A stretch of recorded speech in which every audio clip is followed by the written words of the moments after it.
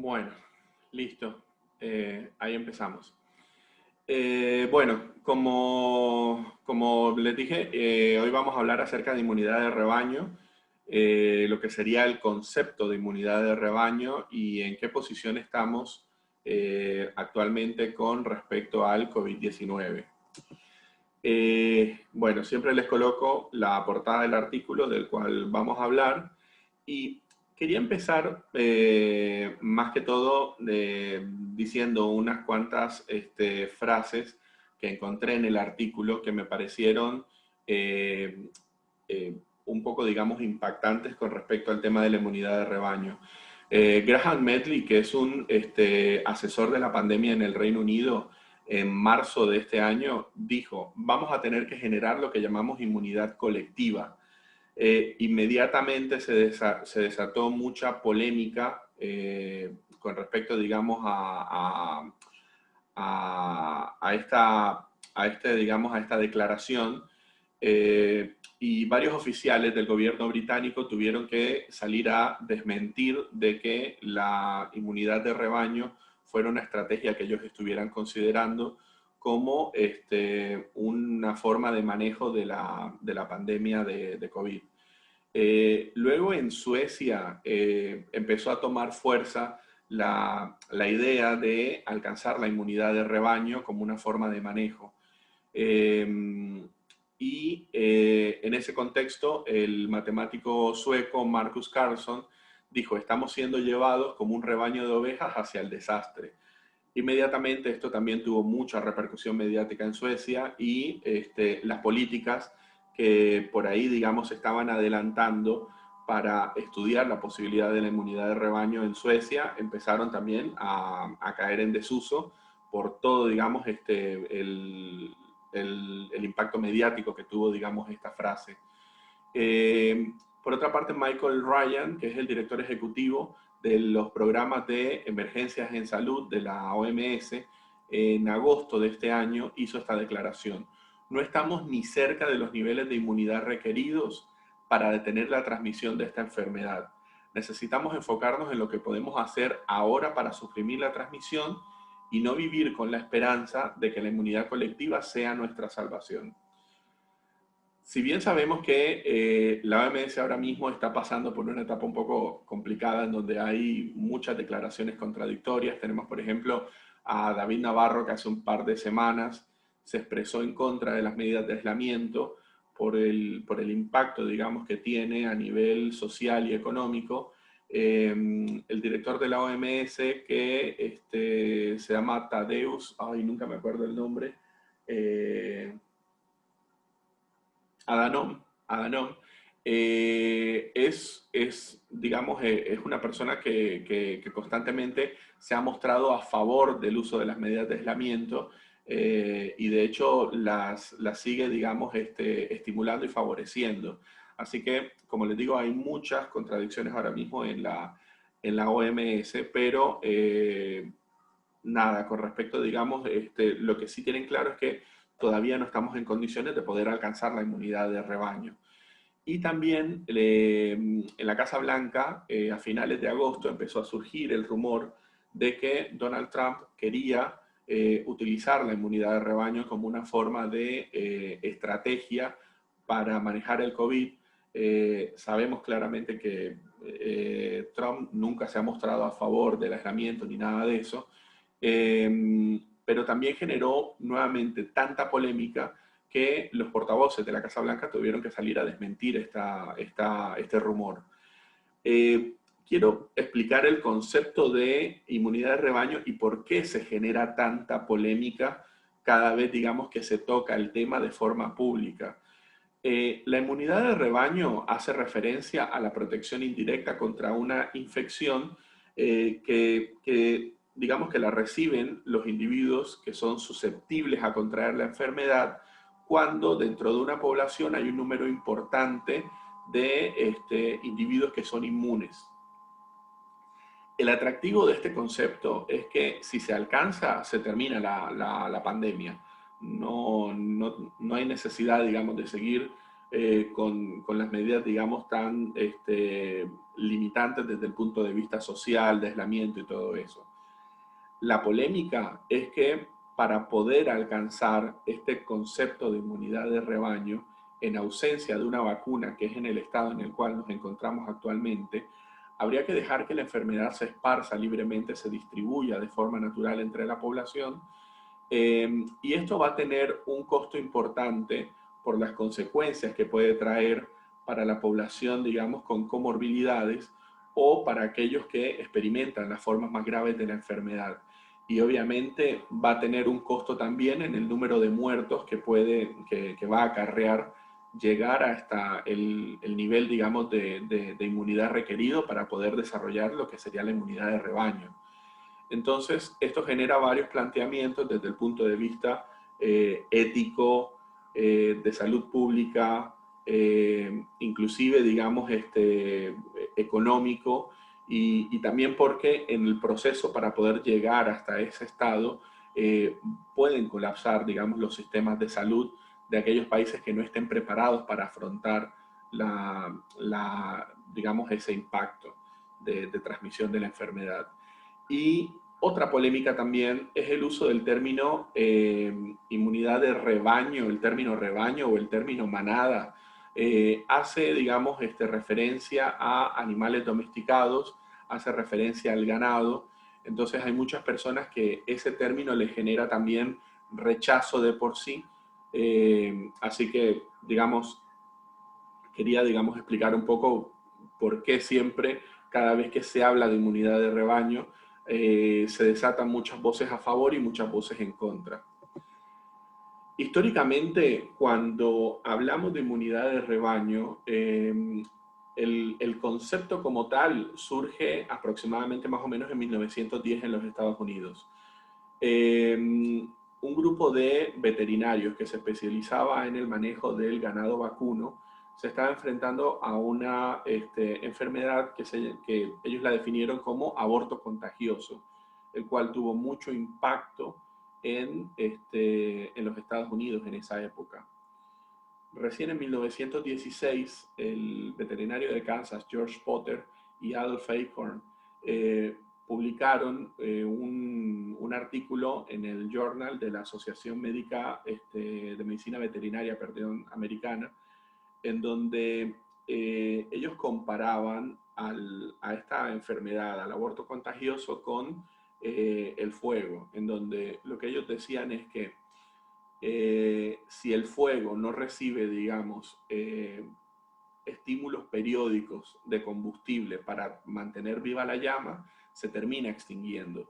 Entonces lo que ellos hicieron para tratar esta enfermedad fue conservar solamente las reses que eran inmunes, digamos las vacas que no desarrollaron la enfermedad, se deshicieron de todas las que padecieron, digamos, el aborto contagioso, criaron las crías de las reses que eran inmunes y evitaron la incorporación de un ganado extranjero. Y solamente, digamos, con ese tipo de medidas fue que lograron superar esta epidemia del aborto contagioso en las vacas en Estados Unidos. Para esta época, que era más o menos finales de la Primera Guerra Mundial, fue cuando empezó a llegar, digamos, este concepto a Europa. Justo, digamos, en la Primera Guerra Mundial, cuando estaban enfrentándose a diferentes epidemias como consecuencia de la guerra, como en este caso, por ejemplo, difteria. En 1923, los bacteriólogos Topley y Wilson, en el Journal of Hygiene, hablaron por primera vez, fueron los primeros en acuñar el término inmunidad de rebaño, cuando hablaron de unos experimentos realizados en ratones que habían, digamos, a los cuales con los cuales estaban estudiando la epidemia de la difteria. Y fue también en ese mismo año que Sheldon Dudley, un profesor de patología y cirujano británico, empezó a realizar experimentos, digamos, más de tipo observacional en poblaciones humanas, específicamente en el Royal Hospital School de Greenwich, y en donde, digamos, lo que él tenía era un grupo de chicos en un buen estado, en un buen estado físico, pero que convivían en un dormitorio en donde tenían plazas de 70 hasta 126 camas. Así que eran chicos que estaban en constante contacto y que experimentaban epidemias o se reportaban, digamos, epidemias de tosferina, difteria, etc. Y también en el buque escuela HMS Impregnable, en donde se presentaron fenómenos parecidos. Dudley, gracias, digamos, a utilizar este concepto de inmunidad de manada, fue que empieza, digamos, a aplicarlo a los humanos. Y eso ocurrió recién en el 24 en un artículo que publicó en The Lancet. Esta foto que les muestro es una de las fotos que publicó Dudley de los chicos que estaban en el colegio de Greenwich y que eran, digamos, de los sujetos que él estaba estudiando y cómo se comportaban las epidemias en ellos. En el 34 él publicó un artículo, un informe que se llamaba, digamos, inmunización activa en contra de la difteria, y fue precisamente a través de todo lo que él observó acerca de la transmisión de la enfermedad por gotitas aerosolizadas y cuestiones así. Esta también era una época en donde había mucho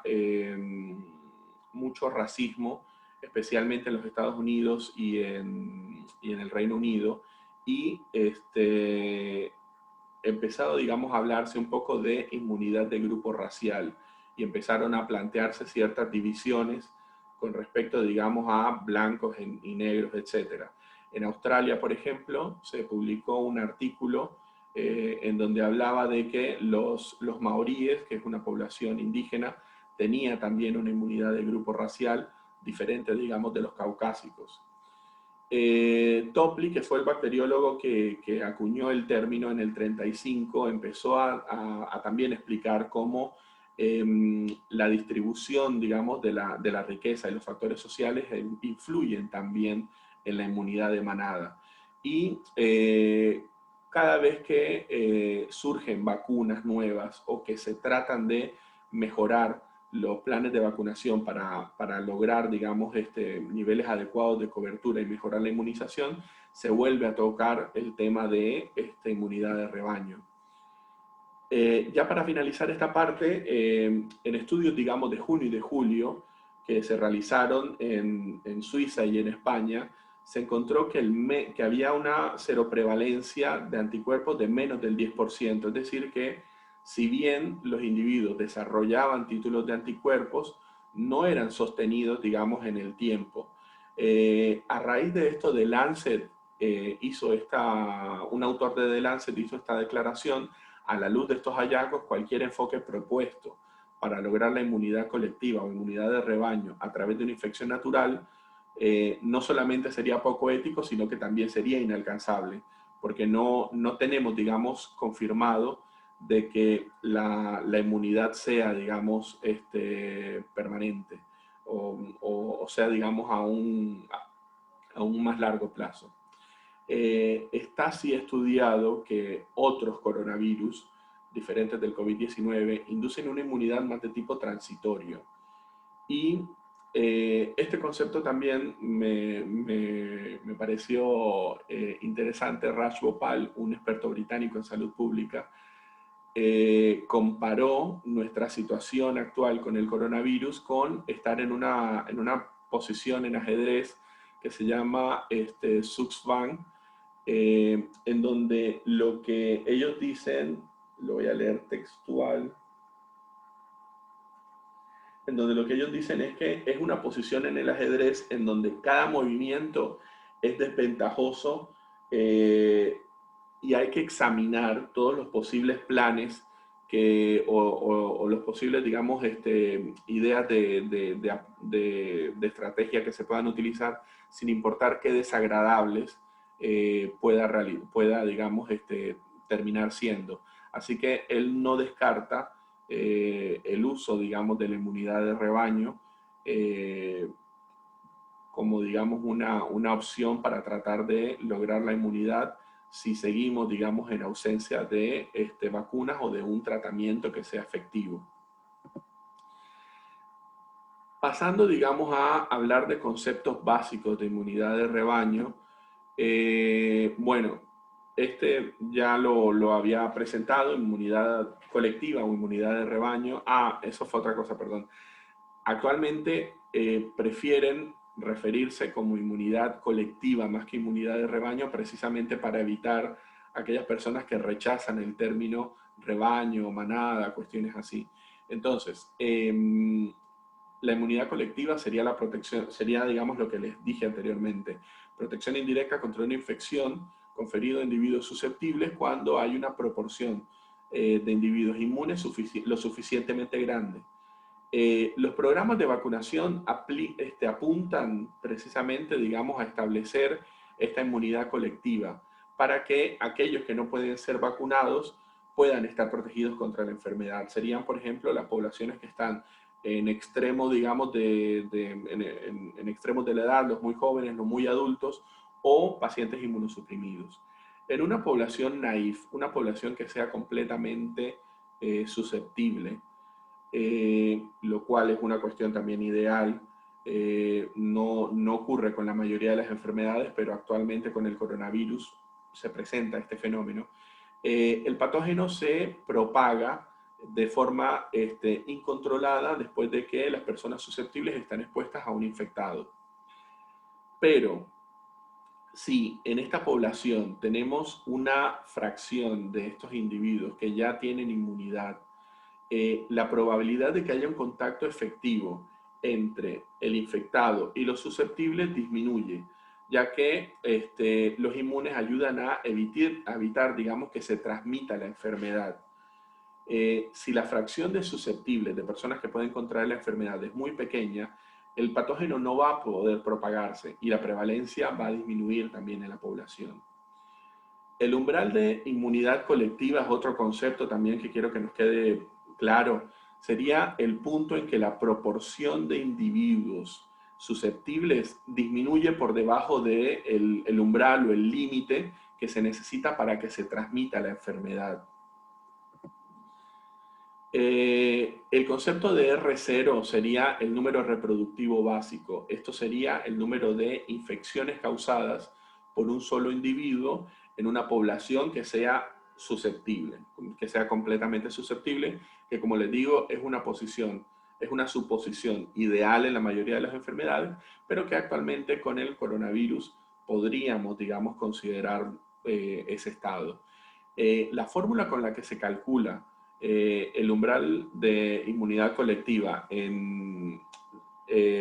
tomando, digamos, en un modelo muy básico, sería 1 menos 1 sobre el valor de R0, el valor, digamos, del número reproductivo básico. Esto sería, como les digo, en una población que sea completamente susceptible.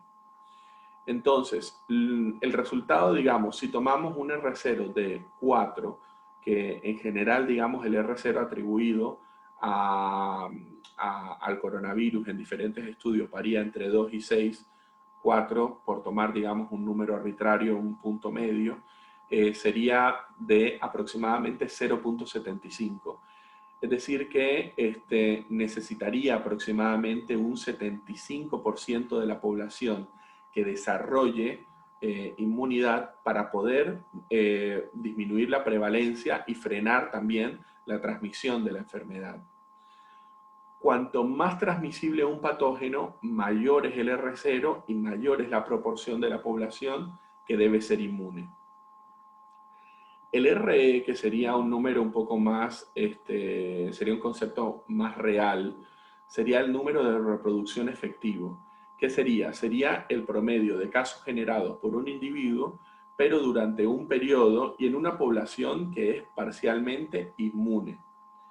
El RE, por lo tanto, depende del estado de inmunidad que haya en la población, el cual puede variar dependiendo, por ejemplo, si hay un brote, si la población está cursando con un brote o si, por ejemplo, se está llevando a cabo una campaña de vacunación.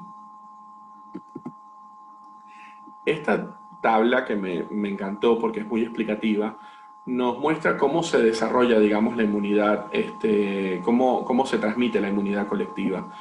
Entonces, por ejemplo, en una población completamente susceptible, una población naif, en donde todos estos azules son susceptibles a la enfermedad y tenemos este rojo, que es una persona que está infectada, puede infectar a cualquiera de los que están, digamos, a cualquiera de los que están en contacto con él.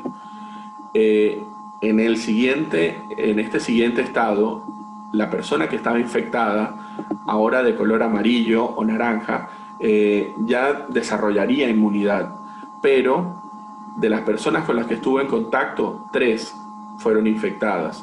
Y estas personas a su vez pueden seguir distribuyendo la enfermedad, transmitiendo la enfermedad a otras personas.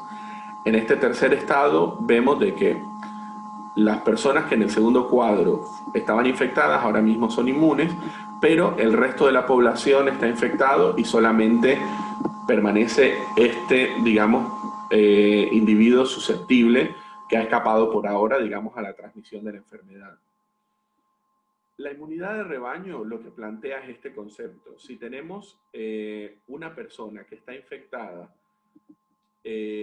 pero ya parte de la población es inmune a la enfermedad, miremos que de las personas con las cuales está en contacto, solamente, digamos, digamos, es susceptible. Todos los demás son inmunes. Así que solamente esta persona se infectó y las personas a su alrededor tienen inmunidad, así que no puede, digamos, transmitir la enfermedad. Y a eso, digamos, es a lo que apuntaría el concepto de la inmunidad de rebaño. El R0, perdón, para aquellos patógenos que puedan, digamos, porque ya eso lo traté anteriormente, ese concepto, para aquellos patógenos, perdón, que inducen que pueden inducir una inmunidad de por vida, como por ejemplo sería el virus del sarampión, ya sea porque la persona haya sufrido la enfermedad o porque haya sido vacunado contra el sarampión, para este tipo, digamos, de patógenos, de infecciones, la inmunidad colectiva resulta muy eficaz y ayuda a prevenir que no se transmita, digamos, a las personas susceptibles dentro de la población. Sin embargo, sabemos que hay algunas enfermedades que tienen una inmunidad que disminuye con el tiempo, que no perdura, como es el caso, por ejemplo, de la toferina o de los rotavirus. En consecuencia, en estas personas, este tipo de inmunidad colectiva es menos eficaz porque no perdura en el tiempo y se pueden presentar varios brotes periódicos. Desde el inicio de la propagación, desde el inicio de la pandemia del SARS-CoV, se han realizado varios estudios para calcular este valor de R0. Y como les dije, en estos diferentes estudios que se han realizado, han calculado entre un valor de 2 a 6. En un estudio más reciente, se plantea esta opción de que haya, digamos, un R0 de 3 para el SARS-CoV-2. Así que el umbral, digamos, de la inmunidad colectiva sería del 67%.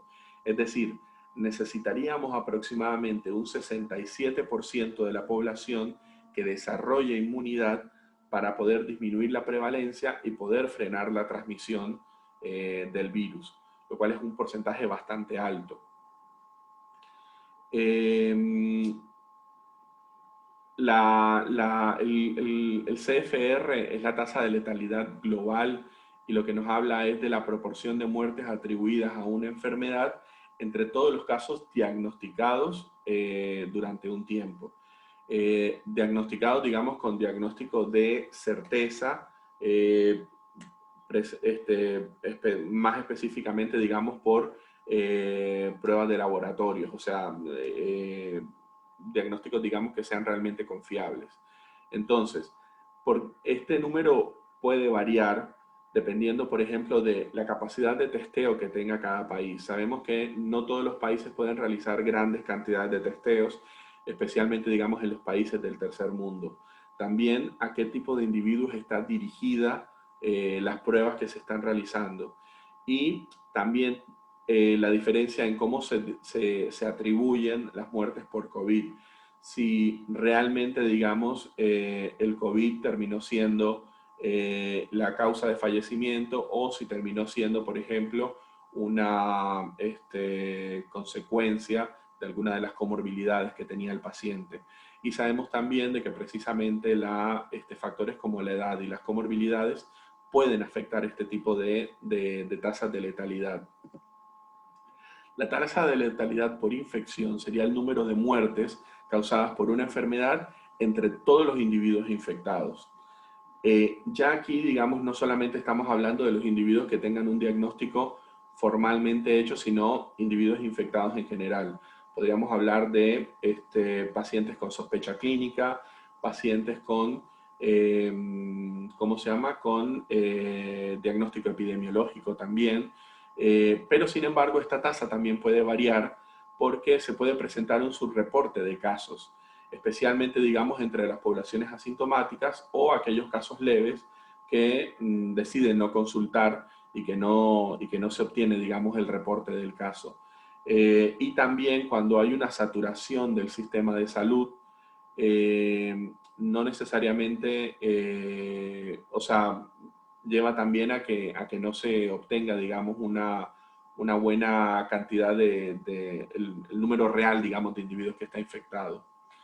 Esto me pareció muy interesante. Si combinamos la mortalidad por infección con un número, con una estimación del número de personas que se necesitan para desarrollar inmunidad, eh, podemos alcanzar también, podemos proyectar más o menos el número de muertes esperados, es decir, aplicándolo, digamos, con el coronavirus. Si tomamos este umbral de inmunidad colectiva del 67% que hablábamos en la diapositiva previa, y tomando, digamos, una tasa de letalidad por infección del 0,6%, que es una de las tasas que, de las tasas que fue medida en un estudio que se realizó también recientemente, el número de muertos que tendríamos que esperar sería más de 30 millones, pero en todo el mundo. Y es un número importante digamos, de personas. También se sabe Sí, que... pará. Sí, Sí. Sí, acá están, se desmayaron varios cuando tiraste los 30 millones de muertos. sí. La cuenta da por multiplicar el porcentaje de inmunidad colectiva necesaria por, por la tasa de letalidad del virus, Exacto, 0,6%, por la población mundial. claro. Estamos hablando, estos son 30 millones mundiales. Exacto, a nivel mundial, a nivel mundial. O sea, 67 estarían inmunizados, 33 estarían infectados. Y como tenés un 0,6% de mortalidad, te da 30 millones de muertos. La Claro, población mundial son de ese 33%. 7 mil millones. A ver, perdón, vamos a hacer la cuenta sencilla. Creo que somos 9.000 millones de humanos actualmente en el planeta. Bueno, 8.000 pongamos. 8.000 por 8.000 millones. Sí, por punto 33, que serían los susceptibles. Por punto 33. Sí. Dividido 67. No, 33 dividido. No, a ese porcentaje, el 0,6 se muere por punto 0,6. 6 dividido 7. Sí. Claro, pero hay un error igual en esa pregunta. Esto no fue, digamos, una ecuación que planteó el artículo. Porque para poder alcanzar ese porcentaje, digamos, de 67% de inmunidad colectiva, dentro de también tuvieron que haber varios muertos. Y hay que tener en cuenta que ese 67% de inmunidad colectiva, si no tenemos, ¿cómo se llama? Si no tenemos vacunas, si no tenemos un tratamiento efectivo, son 67% de la población que tuvo que haberse infectado también. para desarrollar la inmunidad. Bueno, después vamos a hacer la cuenta más tranquilo, pero el número es fatal porque llevamos Sí. 1,5 millones, ¿no? Sí. En el mundo más o menos. Exacto. 1,5 millones muertos, 2 millones. Por eso estamos todavía, claro, por eso estamos todavía muy lejos. O sea que tampoco sabemos. Que yo te voy a decir una cosa, no lo Ujú. va a hacer. No lo va a hacer. Por eso estoy tan preocupada por el tema vacuna. La inmunidad no va a ser protectiva. Cada vez veo más pacientes, lo que comentaba Nico el otro día, están de vuelta con síntomas que son compatibles con la infección inicial.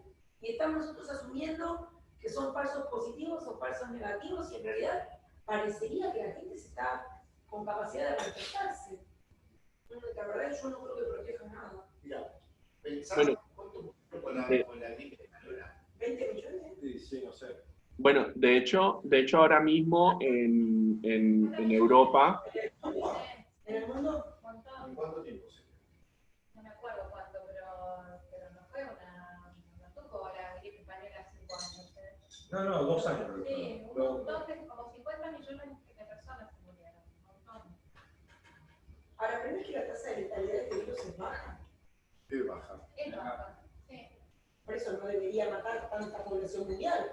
Pero contagia mucho. No, pero 30 millones debe ser el 0,6% de. Ah, claro, el porcentaje de la población. Claro. Ponele que es Esa uno. tasa El de valor es uno. letalidad no es la misma en todos lados del mundo. Eso también. claro, 0,6%. eso, exacto, Eh, exacto. A nosotros están casi arriba del 10%, cerca del 10%, 9%, por ahí. Depende de la. Hay que tener en cuenta que cuando este artículo hizo ese cálculo, tomó ese porcentaje, digamos, de umbral de inmunidad colectiva de 67%, que no es aplicable a todas las poblaciones. Probablemente en una población más carencial se necesita, digamos, una inmunidad más alta, o probablemente, digamos, en donde no hay tanto contacto, se necesita, digamos, menor cantidad. Y la tasa de letalidad también varía. Esto, digamos, son números ideales, pero que se utilizan como para proyectar ese número de muertes esperadas, creo que más que todo para generar impacto y no es aplicable, digamos, a todos los tipos de población.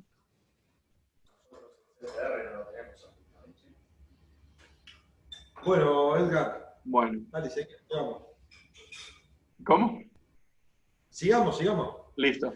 Bueno, en total, lo que estábamos hablando al final de que las tasas de letalidad varían también mucho entre los diferentes países.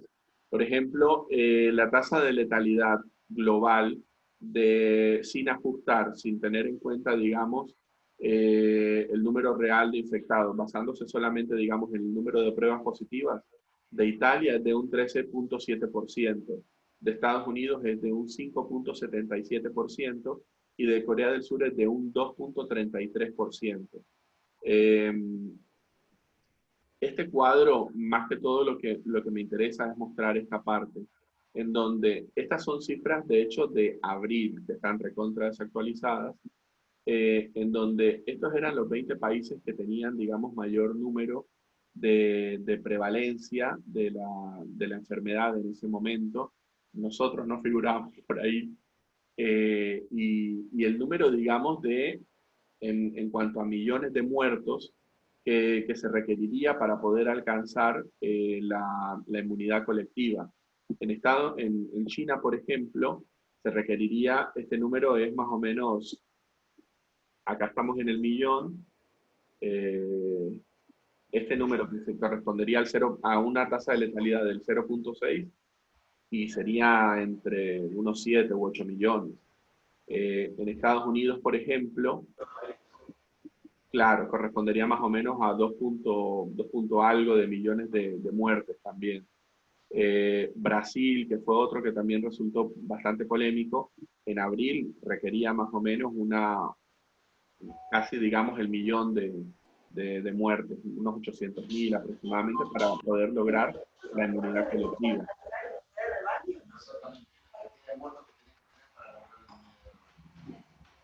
Por eso vamos por la vacuna.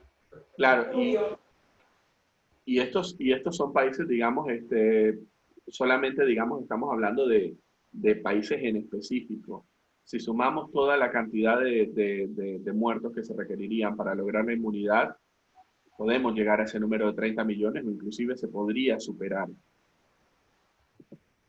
La capacidad entonces de poder establecer una inmunidad colectiva contra el SARS-CoV-2 también depende de que la infección pueda generar una inmunidad protectora que sea suficiente para poder disminuir la prevalencia del virus y detener la transmisión.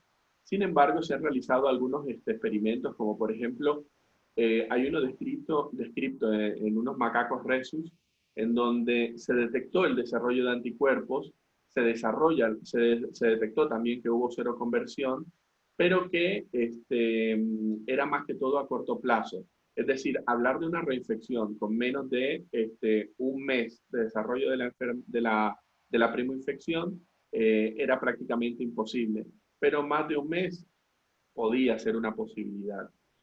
Con respecto al SARS-CoV, no el SARS-CoV-2, sino el SARS-CoV, que está, digamos, un poco más estudiado, se encontró de que podían desarrollar inmunidad hasta por 2 años, pero que después de unos 15 meses de desarrollo de la enfermedad ya empezaban a descender los títulos también de anticuerpos.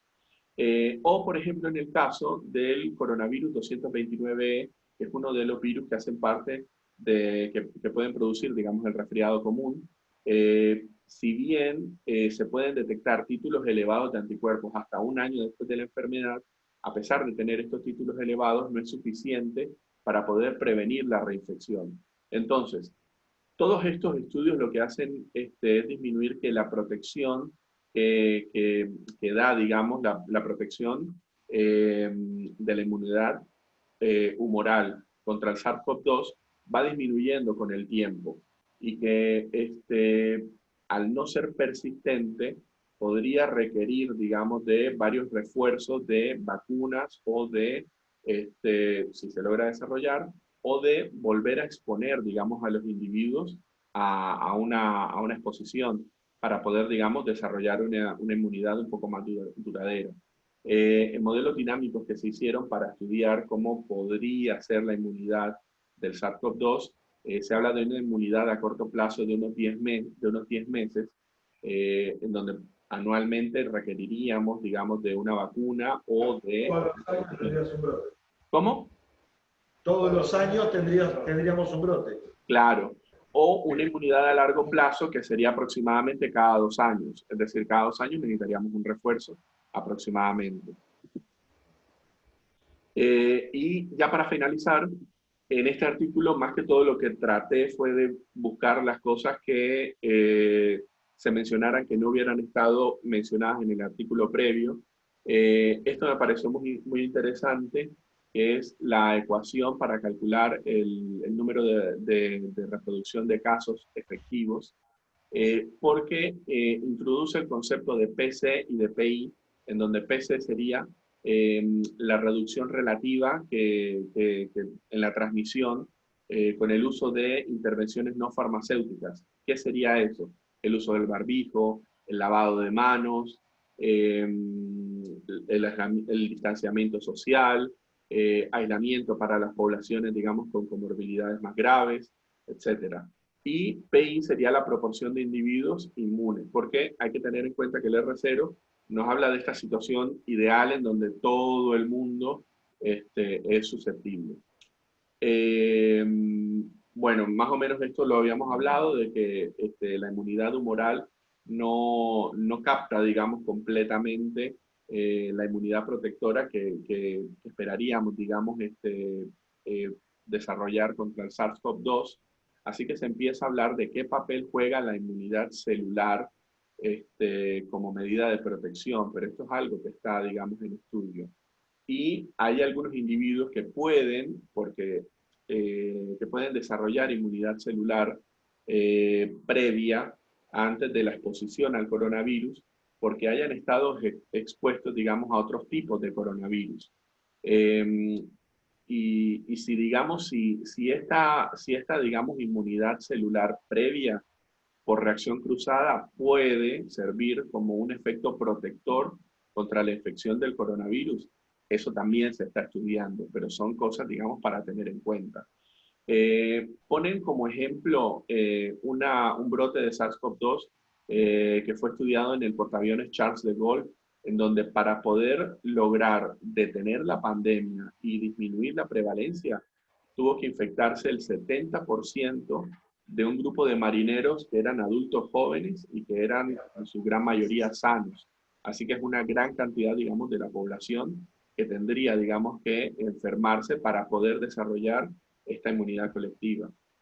En un planteo ideal, teniendo en cuenta que, digamos, que haya una buena adherencia a estas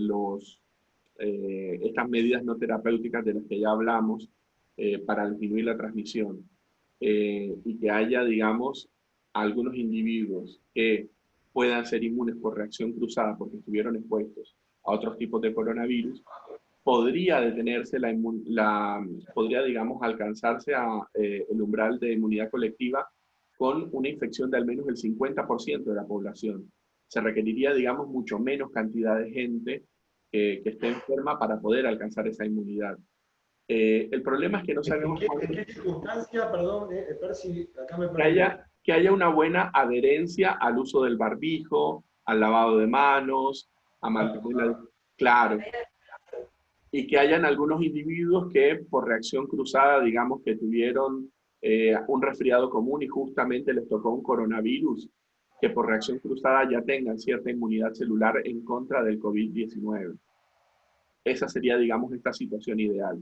El problema es que no sabemos qué tan duradera es la inmunidad naturalmente adquirida contra el coronavirus. No sabemos, digamos, si esta inmunidad realmente va a durar a largo tiempo. Y la mayoría de coronavirus, de hecho, tienen vidas relativamente cortas de inmunidad, especialmente en las formas más leves y en las formas asintomáticas de la enfermedad. Así que esto, digamos, sería un supuesto ideal, pero no sabemos realmente cómo se comporta el virus y si hay una inmunidad, digamos, adquirida que sea efectiva. Ya para terminar, porque creo que me pasó un poco, en cuanto al COVID-19 se calculó, digamos, una tasa de letalidad de la infección que va del 0.3 al 1.3%. Pero, y que inclusive, digamos, con estos valores, digamos, tan aparentemente chicos, el costo, digamos, en número de muertos sería muy alto para poder lograr la inmunidad colectiva, que fue más o menos el ejercicio que hicimos anteriormente. Hay que tener en cuenta también que en las poblaciones que ya tienen comorbilidades, la tasa de letalidad asciende hasta más del 3%. Es más del doble, digamos, de lo que se requeriría, así que la cantidad de muertos sería todavía más grande. Y en estas condiciones, lo que termina por decir el artículo es que una vacuna sería la forma más segura de poder llegar a la inmunidad colectiva. En agosto de este año, 6 vacunas alcanzaron la fase 3 a ser aprobadas y se espera que para marzo del 2021 puedan estar disponibles. Y para finalizar, con la llegada de la temporada de otoño-invierno, se ha detectado que hay una intensificación de la circulación viral. De hecho, se están presentando nuevos casos de brotes en Europa. Tengo amigos que están en España, en donde, por ejemplo, me estaban contando, tengo una amiga que es terapista en Murcia, y me dice que en el hospital en donde está colapsada la UTI.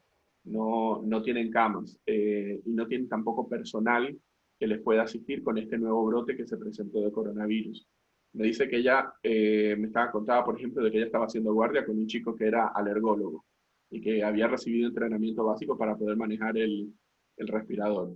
Entonces, hay que tener en cuenta eso, que con la temporada de otoño-invierno va a haber una intensificación de la circulación viral y que estas medidas no terapéuticas de las que ya hablamos, por muy engorrosas que sean, siguen siendo por ahí, digamos, la mejor forma de tratar de frenar la transmisión del virus.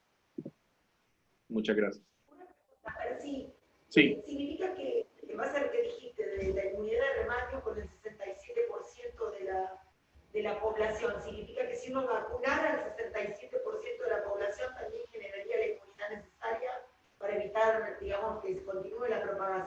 Sí, sí, sí.